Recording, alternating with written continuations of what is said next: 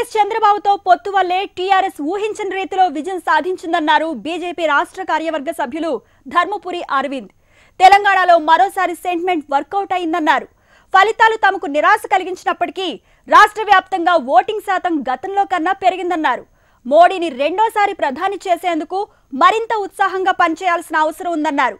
ఏపీలో జరిగే ఎన్నికల్లో సైతం చంద్రబాబుకు ఓటమి తప్పదని చెప్పిన అరవింద్ మోడీ ప్రభంజనం ముందు ఎవరి కుట్రలు చెల్లవన్నారు. ఎవ్వరు ఊహించినంతగా టీఆర్ఎస్ పార్టీకి ఆధిక్యాలు రావటం, అన్ని ఓట్లు రావటం, ఐ డౌట్ టీఆర్ఎస్ కూడా ఊహించిందని నేను అనుకోను. అంత పెద్ద మెజారిటీలు రావటం, సెంటిమెంటు వచ్చింది కాబట్టి దానికి కేవలం చంద్రబాబు నాయుడు ఈ రాష్ట్రంలో ఆయన వచ్చి ఇక్కడ ప్రచారం చేయడము ఏ తెలంగాణ వాసి కూడా డైజెస్ట్ చేసుకోలేకపోయాడు.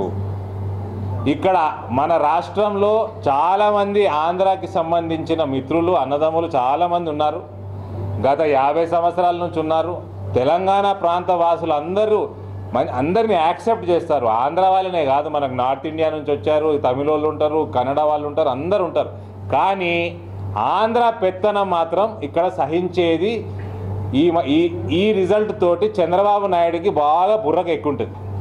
చెప్పినా కదా, తెలంగాణలో బీజేపీ ఓటమికి, కాంగ్రెస్ ఓటమికి, అన్ని పార్టీల ఓటమికి కేవలం సెంటిమెంటు. దానికి చంద్రబాబు నాయుడు ఇక్కడ ఆయన ముఖం ఇక్కడ స్వీకరించడానికి, ఆయన నాయకత్వం స్వీకరించడానికి ఏ ఒక్క తెలంగాణ వాసి కూడా